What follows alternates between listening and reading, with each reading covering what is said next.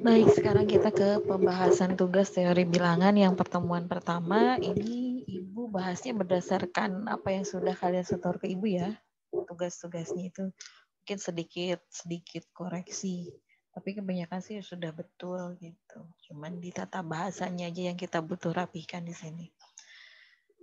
Nomor 1 itu kita punya pernyataan bahwa 1 ditambah 2, ini kelihatan nggak ya? Nah, 1 ditambah 2 ditambah 3 sampai dengan ditambah N itu sama dengan N dikali N ditambah 1 per 2 untuk setiap N lebih besar sama dengan 1. Nah, kita disuruh membuktikan bahwa pernyataan ini benar gitu dengan menggunakan induksi matematik. Yang pertama yang perlu kita garis bawahi bahwa untuk membuktikan sebuah pernyataan itu benar menggunakan induksi matematik, setidaknya ada 2 hal yang butuh dipenuhi. Yang pertama adalah I1 gitu ya, Ibu tulis di sini. Jadi ini mungkin tambahannya. Warna apa ya biar kelihatan? Ini coba. I1 kok langsung I2 sih. I1 akan ditunjukkan, apa yang harus ditunjukkan di I1? PN benar gitu. Siapa PN? PN itu ya pernyataan ini, pernyataan bentuk N ini. Untuk N sama dengan 1 gitu. Jadi nanti ada statement tambahan. Yang I1 kita mau menunjukkan PN benar untuk N sama dengan 1.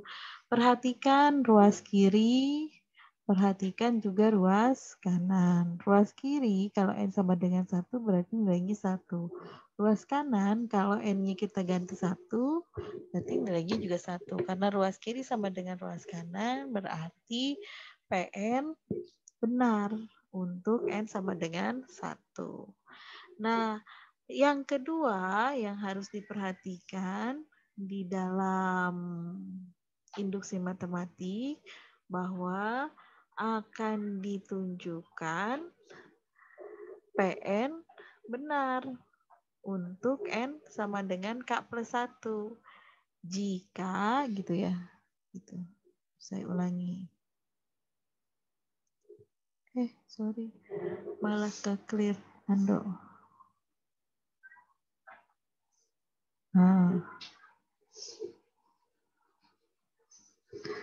Jadi langkah yang kedua itu jika diasumsikan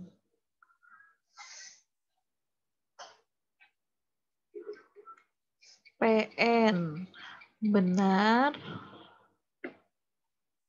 untuk N sama dengan K atau ini itu kan ya diasumsikan benar, maka yang harus kita tunjukkan ini akan ditunjukkan PN juga benar untuk, jadi di sini yang langkah ketiganya akan ditunjukkan PN benar untuk N sama dengan K plus 1. Nah, sekarang perhatikan bahwa itu kita tadi kan punya beberapa ya di sini.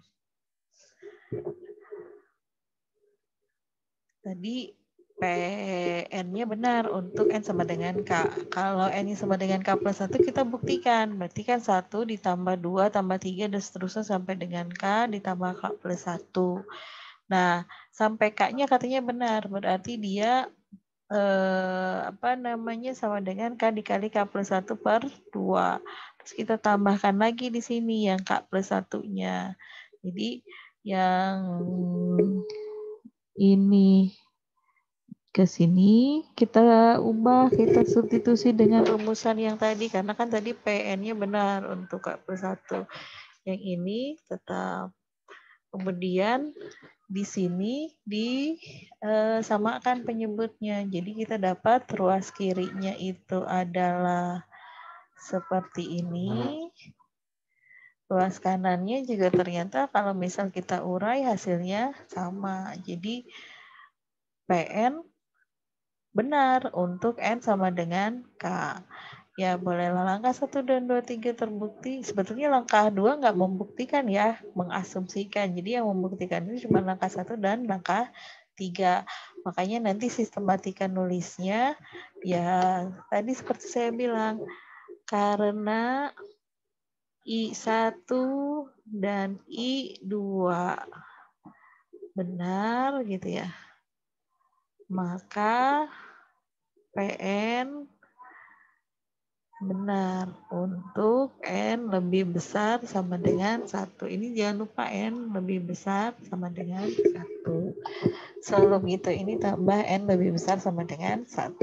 Gitu. Nah ini untuk yang pertemuan pertama nomor 1. Aku pikir nomor kita coba satu lagi ya. Baik, sekarang kita lihat yang masih di pertemuan pertama ya. Bagian E ini kita punya pernyataannya seperti ini. 1 pangkat 3 ditambah 2 pangkat 3 ditambah 3 pangkat 3 dan seterusnya sampai dengan N pangkat 3.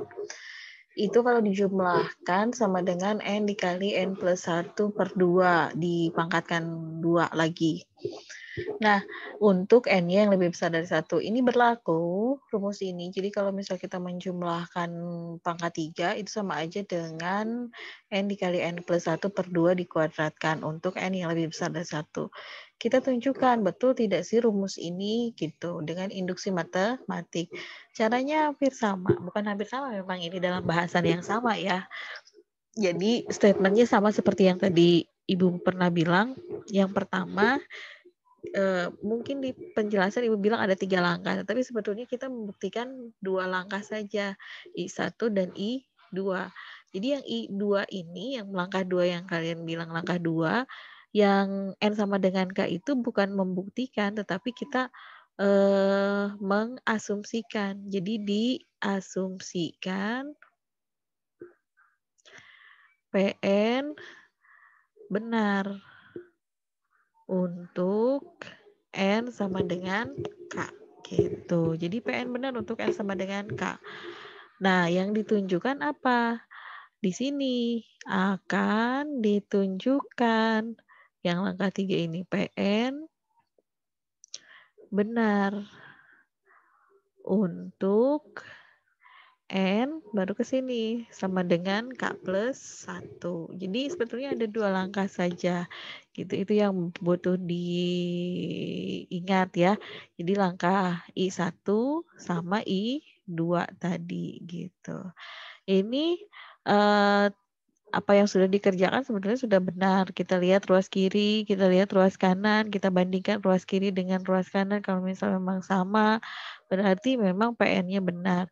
Terus kalau misal terbukti I1 dan I2 benar, maka si PN ini benar untuk setiap N yang lebih besar dari 1. PN itu maksudnya ini ya, pernyataan ini. Kita kan bilang, oh iya kalau misal bilangan dipangkat ketiga kan, terus kita jumlahkan sampai dengan N bilangan, gitu. Dia akan sama dengan rumusnya itu ini, nggak usah kita pangkat 3 kan satu-satu terus kita jumlahkan, langsung aja bilangannya sampai mana. Kita gunakan rumus ini, atau ini sudah terbukti dengan induksi matematik. Jadi di teori bilangan itu kita membuktikan rumus-rumus singkat untuk mencari deret suatu bilangan gitu. Nah, kita lihat berikutnya pertemuan 2 ya. Pertemuan 1 Ibu pikir cukup. Yang lain-lainnya nanti sepertinya ada yang banyak yang benar semua mengerjakan langkah-langkahnya, cuman ya tadi itu sistematika menulisnya sedikit diruntutkan kembali menyesuaikan dengan teorema yang memang sudah dipelajari gitu. Oke, sekarang kita lihat yang pertemuan kedua. Ini saya coba bahas yang bagian C. Ini juga sudah betul sebetulnya mengikuti petunjuk yang ada di soal. Di soal itu kan ada petunjuknya ya.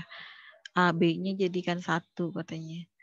Kita punya teorema binomial di pertemuan kedua tuh. Teorema binomial tuh seperti ini kan ininya. Dia bilang bahwa kalau misal ada A ditambah B terus dipangkatkan N, maka ini akan sama dengan sigma dari NK, kombinasi NK gitu kan ya. Terus dikalikan dengan A pangkat N dikurangi K, B pangkat K gitu. Nah sekarang si AB-nya itu dijadikan 1 gitu. Ambil AB-nya sama dengan 1. Kalau misal AB-nya sama dengan 1 berarti N dikali 1 ditambah 1 pangkat N-1 itu akan sama aja dengan N dikali ini kan. Jadi kalau misal sebelum ini, sebelum ke langkah yang ini, baiknya sih di sini ada sama dengan dulu. Jadi ini sama dengan, jadi sebelum ke sini ada sama dengannya sama dengan ini. N dikali sigma NK. Ini karena misal karena kita pangkatnya N-1 berarti di sini N-1 ya. N-1 A N-1 min K kemudian B pangkat K misal begitu. Jadi ada ini dulu sama dengan ini baru nanti ke sama dengan yang ini. Jadi kita distribusikan satu-satu. Kalau ini kan langsung didistribusikan satu-satu N dikali ini, N dikali ini, N, oh ini kurang N juga ya. Ini harusnya ada N. Nah, gitu. Atau kalau enggak N-nya ya di luar saja. Gitu tuh, kayak begini. Nah, karena katanya ini kan kalau misal kita N dikali 1 ditambah N, 1 tambah 1 itu kan N, 2N ya. Oke. Jadi dari sini langsung aja nih. Ini kan sama aja dengan N dikali 2, N dikurangi 1. Sementara yang sebelah sini, nih, N ini bisa menjadi N-1 0 akan sama dengan ini N1. Kenapa katanya? Karena ini nih kita punya sifat yang ini. Kalau misalkan kita punya N dikali N-1K dikali N-1 ya N-1K kombinasinya itu akan sama saja dengan K plus 1 dikali N K plus 1 gitu. Nah, statement yang tadi itu yang di sini karena ini memang kan di petunjuk soal ada ya. Katanya note di petunjuk soal tuh ini A sama dengan B sama dengan 1. Kemudian kita punya ini. Kalau misal memang mau buktikan tinggal diuraikan saja. N-1 faktorial dibagi dengan N-1 K N-1 dikurangi K faktorial dikali K faktorial kalikan dengan N, pasti nanti hasilnya sama. Ini udah petunjuk di buku, kita gunakan apa yang memang diberikan clue-cluenya gitu. Nah, berarti karena ini petunjuk dari buku, terus ini N dikali, itu kan N2, N-1, ini bisa kita tulis jadinya si N itu, jadi kita tulisnya dalam K plus 1. Ini K-nya kan mulai dari 0 ya. 0 ditambah 1, N, 0 ditambah 1 gitu. Ini kan pangkat 1 udah nggak ada kan ya. Jadi maksudnya 1 di pangkat berapapun salah. 1 di pangkat berapapun kan jadinya 1. Kita nggak tulis di sini. 0 ditambah 1 juga 1. Jadi tinggal N1, 2 dikali N2, 3, N3 dalam kombinasi maksudnya ya. N kali N. Jadi ternyata N di sininya mungkin kurang. N2 N-1 itu sama saja dengan Ya itu tadi gitu. Nah, jadi yang di petunjuk soalnya itu betul-betul digunakan biar kita bisa membuktikan bahwa itu benar. Oke, kita lanjut ke pertemuan 3 ya. Pertemuan 2 Ibu pikir cukup lah ya. Yang satunya lagi ada yang sudah betul. Nanti Ibu coba kembalikan hasil periksanya. Kita lihat yang pertemuan 3 ini juga Ibu periksa dari yang sudah mengerjakan, sudah mengumpulkan dan benar. Kita punya soal menggunakan algoritma pembagian, tunjukkan bahwa kuadrat setiap ulangan dapat kita representasikan ke dalam bentuk 3K dan 3K plus 1. Gimana caranya? Caranya ini kan bentuknya kelipatan 3 ya. Jadi kita ambil bilangan bulat, terus kita bentuk bilangan bulat itu menjadi kelipatan 3. Kelipatan 3, terus kelipatan 3 tapi bersisa 1. Jadi bilangan bulat kan kalau misal kita bagi 3 ada 3 kemungkinan. Ada memang dia kelipatan 3 jadi nggak ada sisa 0. Terus bilangan bulat kalau dibagi 3 itu berarti nanti bisa bersisa 1 atau bisa bersisa 2. Nah, kita punya representasi bilangan bulat kalau dibagi 3 itu menjadi 3 representasi seperti ini. 3Q, 3Q plus 1 sama 3Q plus 2. Sekarang kita mau tunjukkan bahwa representasi ini, setiap representasi ini kalau kita kuadratkan, itu bisa ditulis dalam bentuk 3K atau 3K plus 1. Ini kita lihat representasi yang pertama. Kalau A-nya itu dalam bentuk 3Q. Kita kuadratkan, jadinya 9 kali Q pangkat 2. 9 itu kan kita bisa tulis sebagai 3 kali 3Q pangkat 2. Kalau misal 3Q pangkat 2-nya itu kita tulis sebagai K, berarti si A kuadrat ini, bilangan bulat dikuadratkan itu kita bisa tulis sebagai 3K. Gitu. Ini sudah betul. Kalau representasinya dalam bentuk 3Q plus 1, sama dengan yang tadi. Nih. Jadi kalau kita bentuk dalam 3Q plus 1, ini kuadratkan, jadinya seperti ini. 3 kali 3Q kuadrat, ini kan sebetulnya 9 kuadrat ya, cuman kita tulisnya dalam bentuk 3 kali 3Q kuadrat plus 3Q kali 2 kali 1. Ini jadi 3Q kali 2, 3 kali 2Q ditambah 1. Ini sebetulnya 2 kali 3Q ya, tapi ini langsung ditulis 3 kali 2Q nggak masalah, karena kan sifatnya komutatif ya kalau perkalian. Ditambah 1 kuadrat ya 1. Ini kan dalam kelipatan 3, ini 3 didistribusikan ke depan jadinya 3 kali 3Q plus 2Q. Kalau yang ini kita simbolkan sebagai K, ini kan bilangan bulat ya, Q itu bilangan bulat. Terus kalau kita kuadratkan, kita kalikan bilangan bulat, ini masih tetap bilangan bulat. Ini representasinya, si bilangan ini kita bisa tulis sebagai 3K plus 1. Begitupun dengan yang ini. Yang ini nih.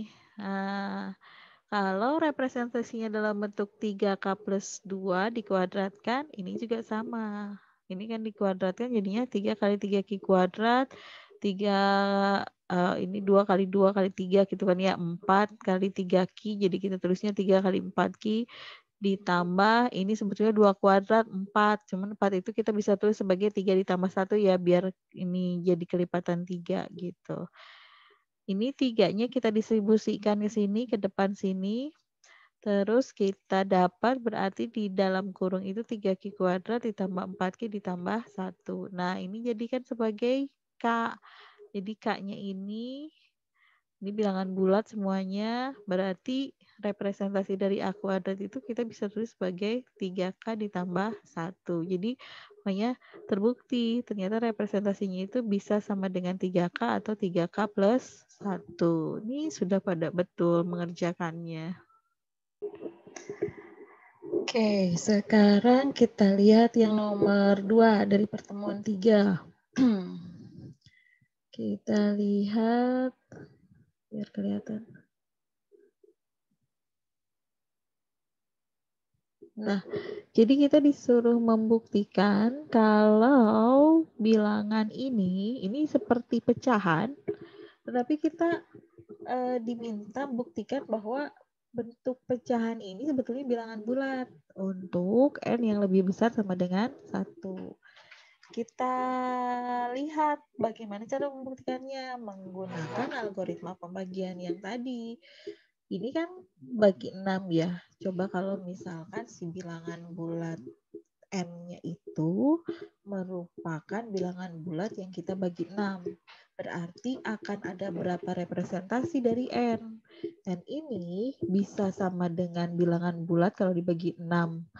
Ya habis gitu kan ya, tidak bersisa 6Ki jadi kelipatan 6, atau bersisa 1 jadi kelipatan 6 tambah 1, atau bersisa 2 sampai dengan yang bersisa 5 kalau dibagi 6. Jadi ada 6 representasi bilangan bulat kalau bilangan bulat n ini dibagi 6. Nah, setiap representasi ini masukkan ke dalam statement yang mau kita buktikan ini. Yang n, ini perhatikan panahnya ya. N dikali n plus 1 dikali 2n plus 1 dibagi dengan 6. Representasi kalau n-nya sama dengan 6Ki ya kita masukkan ke sini. Gitu. N-nya ganti dengan 6Ki. Kemudian dapatlah ternyata iya bilangan ini pada akhirnya tidak lagi mengandung pecahan, tetapi semuanya menjadi sebuah bilangan bulat gitu. Kemudian kalau representasinya yang 6Ki plus 1 sama saja dengan yang tadi. Jadi yang 6Ki plus 1 N-nya itu kita masukkan, substitusikan dengan 6Ki plus 1, dapat seperti ini. Nah, maka hasilnya kalau misalnya kita betul prosesnya ini sudah betul Ibu lihat sih ya, Ibu nggak perlu ini satu-satu ya, kalian sudah mengerjakan, nanti bisa dibandingkan saja pekerjaan kalian dengan yang ada di video ini. Ternyata kita dapat sudah tidak dalam bentuk pecahan lagi gitu. Jadi ini adalah bilangan bulat juga untuk yang representasi 6Ki plus 1. Bagaimana dengan representasi lainnya? Kita lihat nih, kalau representasinya dalam bentuk 6Ki plus 2, terus kita substitusikan ke sini, nah, ternyata ini pun sama, gitu. Tidak lagi memuat pecahan. Ini bilangan bulat pula. Nah, sekarang kalau representasinya Ibu perbesar dulu sebentar. 6Ki plus 3. Substitusikan lagi 6Ki plus 3. Oh, ternyata hasilnya ya ini gitu. Tidak lagi dalam bentuk pecahan. 6Ki plus 4 juga sama sampai dengan representasi yang terakhir adalah ini 6Ki plus 5. 6Ki plus 5 pun ternyata di akhir tidak membentuk pecahan gitu. Jadi bilangan bulat yang lebih besar dari n lebih besar dari 1 gitu. Kalau misalkan dia dikalikan dengan n ditambah 1, kalikan dengan 2n ditambah 1 dibagi dengan 6, maka ini masih dalam bentuk bilangan bulat juga, bukan pecahan, bukan desimal, bukan juga bilangan yang tidak bulat gitu. Oke, ini yang pertemuan 3. Kita lanjut di video berikutnya ya, di pertemuan 3. Video ini sampai di sini dulu.